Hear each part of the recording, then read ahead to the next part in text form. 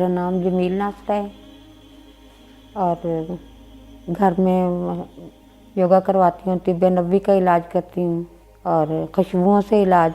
बाकी टाइम घर में बच्चों के साथ मसरूफियत में गुजर जाता है। मैं पैदाइशी कादियानी थी। मेरे वालिद का नाम चौधरी अब्दुल मजीद था। ये अमीर जमात थे जंग के, अहमदिया के, और मूसी थे। ये जिनको जो वसीयत करते हैं उनको मूसी कहते हैं। ये पहले रहते थे रब्बा में रहते थे, जनाब नगर इसको कहते हैं। जहाँ मेरा रिश्ता हो रहा था वो मुसलमान थे और मेरे वालिदैन ये कादियानी थे। ये इन्होंने शर्त लगाई, मेरे वालिदैन ने, ये इस जमात वालों ने, कि ये अहमदी होगा तो हमने रिश्ता देना है। ये उन दिनों ये किताबें वगैरह पढ़ रहे थे। एक दिन इन्होंने मुझे कहा कि आप मेरी ये थोड़ी सी बात सुन सकती हैं, मस्जिद मुबारक है वहाँ रब्बा में, जनाब नगर में, तो मैंने ना आपको एक चीज़ दिखानी है। मैंने कहा हाँ मैं आ जाऊँगी। मैं गई तो इन्होंने मुझे एक किताब दिखाई, दुर्र-समीन थी वो हमारे पास भी थी, घर में भी थी। तो इन्होंने दिखाई तो कहते कि ये आपने कौन सा मजमून रखा हुआ है। मैंने कहा मैं फ़ारसी रखा हुआ है। मैंने फ़ारसी में लिखा हुआ शेर है कि 100 हुसैन मेरी जेब में। आप यकीन करें मुझे उस वक़्त दीन का कोई पता नहीं था, क्योंकि उम्र भी ऐसी थी और मैं समझ नहीं सकती थी, मगर मेरे दिल को बड़ी तकलीफ़ हुई। मैंने कहा ये 100 हुसैन, एक हुसैन जो है ना उसका कोई मुकाबला नहीं है, और ये 100 हुसैन कह रहा है। ये जो इस सोच का बंदा है, मैंने कहा मैं लानत भेजती हूँ उस पर। मुझे कहते हैं सच्ची बात है। मैंने कहा हाँ ये रिश्ता होता है या नहीं होता। बहरहाल मेरी जो है ना, मुझे सोचने पर ना इस बात ने मजबूर किया। और मैंने मेरे घर में मेरे वालिद की तरफ से भी किताबें घर में काफ़ी पढ़ी हुई थी। कश्ती नूह एक किताब का नाम है, वो मैंने पढ़ी, और उसके अंदर जो इन्होंने लिखा हुआ था गंद, वो किसी नबी की ज़बान नहीं हो सकती। जब मैंने ये हवाले पढ़े, मेरे मियाँ ने मुझे ये हवाले पढ़ाए, तो मैं घर में बड़ी थी और मैं परेशान, रातों की नींद ख़त्म हो गई। और मैं अल्लाह ताला से दुआ करती थी कि अल्लाह मुझे सीधा रास्ता दिखा, कि मेरी कश्ती में बहुत सारे मुसाफिर हैं, क्योंकि मुझे मेरी बहनें और मेरी माँ बहुत फॉलो करती थी। फिर मैंने ख्वाब देखा कि हज का मौका है और लोग कह रहे हैं कि आप जनाब सल्लल्लाहु अलैहि वसल्लम बता रहे हैं मेरे बाद कोई नबी नहीं है, ला नबी बादी, और किसी अदबी को किसी अजमी पर कोई फ़ौक़ियत नहीं है, और किसी अजमी को किसी अदबी पर कोई फ़ौक़ियत नहीं है, और कि मेरे बाद कोई दीन नहीं है, दीन का मुकम्मल हो चुका है।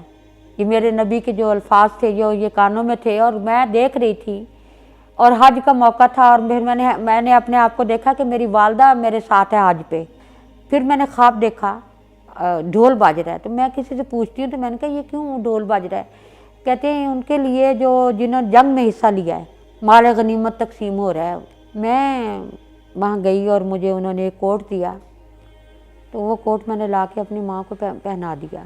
तो एक बच्ची आई छोटी सी रोती हुई, कहती ये कोट मेरा है, आपने क्यों लिया है। मैंने कहा मैं एक ही था मेरे पास, मैं एक ही लेके आ गई हूँ। थोड़ी देर के बाद एक बावर्दी आदमी आया, तो वो कहता है कि आपको हजूर बुला रहे हैं। मैं बड़ा रोती हूँ। मैंने कहा पता नहीं क्या होगा मेरे साथ। तो मैं जब जाती हूँ तो मेरी एक ही नज़र पड़ी, फिर उसके बाद मेरी ताब नहीं रही। तो मेरे सर पे हाथ फेरा कि आप रोए मत, हम इस लड़की को भी और दे देंगे और आपको भी और दे देंगे। और ये इसने मेरा ईमान और मजबूत कर दिया। मैंने अपने बच्चों को आवाज़ें दी, मैंने कहा तमाम मस्जिदों में जाके ऐलान करवा दो कि मेरा इस कादियानियत से कोई तलक नहीं रहा। मेरी माँ छोड़ जाए, मेरी बहनें छोड़ जाए, मेरी औलाद छोड़ जाए, मेरा कोई भी छोड़ जाए मुझे, मगर मेरा जो दीन है ना, ये इसके अलावा मेरा और कोई रास्ता नहीं है। फिर वहाँ परेशानी बहुत होती थी, खौफ होता था इनकी तरफ से, कादियानियों की तरफ से धमकियाँ देते थे। अपना इन्होंने टार्चर सेल बनाए हुए हैं। ये इंतहाई बुरा सलूक करने वाले लोग हैं। बाहर किसी को पता नहीं होता कि ये अंदर क्या कर रहे हैं, क्योंकि ये बात किसी पुलिस तक नहीं जाती।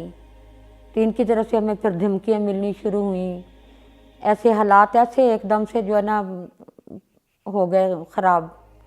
वालिद मेरे बीमार रहने लग गए इस परेशानी की वजह से, कि अभी एक बड़ी बेटी का किया है और ये हालात हैं, और आगे क्या होगा।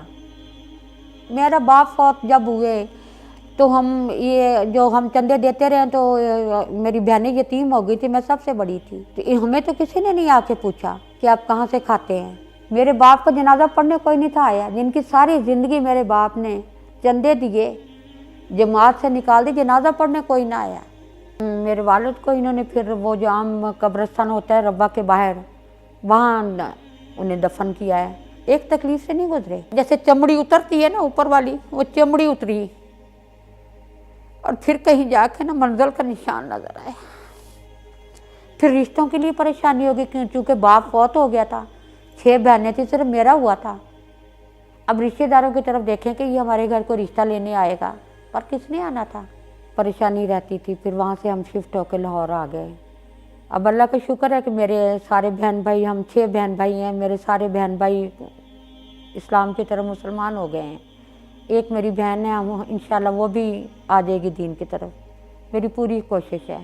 फिर काफ़ी अरसे के बाद माँ को भी हम मतवातर लगे रहे, मेरा बेटा है वो लगा रहा कि नानी इसको देख ले, दीन को देख ले, मगर अल्लाह का बड़ा करम है कि मेरी माँ इस दीन की तरफ आ गई। जब इन्होंने, मेरी माँ की उम्र 70 साल थी जब इन्होंने दीन की तरफ आई, इस्लाम कबूल किया, मुसलमान हुई, तो कांपती थी। जब बात करते थे तो कांपती थी। इनके आगे कुरान पाक रखा कि आप ये देखें कि हज़रत मरियम के मतलब कुरान पाक क्या कहते हैं और इनकी किताबें क्या कहती हैं। ये जब मैं आज अपने आप को देखती हूँ कि मैं किस रास्ते पर थी और मैं किस रास्ते पर आई हूँ, आप यकीन करें कि मुझे ज़िंदगी बहुत कम लगती है कि मैंने अपनी ज़िंदगी के वो लम्हात जो थे ना वो खो दिए। जब मैं दीन की तरफ आई हूँ, मैं मुसलमान हुई हूँ, मुझे अल्लाह ताला ने इतना सुकून दिया, इतना नवाजा है कि मैं सोच नहीं सकती कि इतनी मेरी औकात नहीं थी। मेरी ज़िंदगी का अब एक ही मकसद है कि ये कादियानी जो हैं ये अब मुतालिया करें और ये अंधेरों से निकल के रोशनी की तरफ आएँ।